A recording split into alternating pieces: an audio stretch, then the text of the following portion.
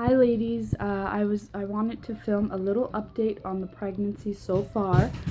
I'm 11 weeks 1 day today, and I had a doctor's appointment yesterday and got some concerning news that I was hoping someone here can possibly shed some light on it or give me advice, or has maybe gone through it and could help me figure out what I could do to fix the problem if I can at all.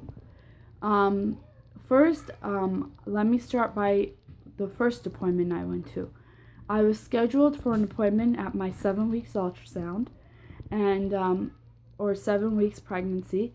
I got there, and when he started the ultrasound, he saw two spots in the uterus next to the baby. He said it was very close to the placenta or behind the placenta, and he couldn't tell whether or not it was a like little bubbles with fluid in it, possibly blood, or if it was a molar pregnancy. He had me go back 2 weeks later, and the spots were there still, and he just doesn't know what it was. He didn't know how to explain it. He said he was suspecting a molar, but he wasn't 100% sure. He said it could also be just a blood like filled sac, or just some fluid that he wasn't sure what fluid it would be. And there's Joseph. And so he had me go back 2 weeks later again, which was yesterday. And when I got there, he did the ultrasound again, and this time one of the spots has completely disappeared. The other one is almost disappeared. But he found that the baby looks like the amniotic fluid decreased. And I kind of noticed it and mentioned it to him before he said anything to me. I said the baby looked kind of squished because the sac looked kind of smaller than what it should be, what I normally see, because usually you see like dark spots all around the baby, and then you see the baby in the center. But this was like the top of the head was where the sac began, and the bottom of the feet or legs, the rump, is where the sac ended. And around the baby there was some dark spots, so there was some fluid in there. It just looked like there wasn't enough. So I asked him, and he said, yeah, it looks like there's some fluid decreased.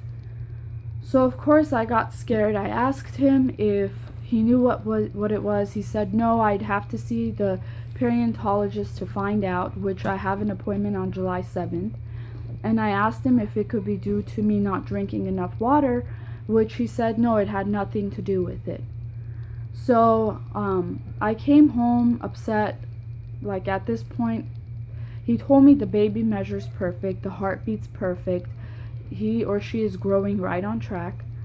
So this news is very scary to me. So I came home and I did a bunch of research and found out that dehydration in fact can cause low amniotic fluid. And I read all the risks of low amniotic fluid, especially this early in pregnancy. It was fine the last two ultrasounds. There was no concern for that. But this time there was, I guess. So I'm not sure if any of you guys have gone through that, if there was a way to fix it, if it fixed itself, or if it ended badly. I just want to know what happened with you guys. But I know for a fact that I was dehydrated. All the signs or all the symptoms I read of dehydration were a perfect match to how I've been feeling lately. So today and last night and yesterday, I started drinking tons of water, especially now that it's hot. I hadn't been drinking enough water at all. So I've been drinking tons of water. Besides the fact that I feel completely hydrated, I also feel like a lot of my fatigue went away, which was a very big concern for me. So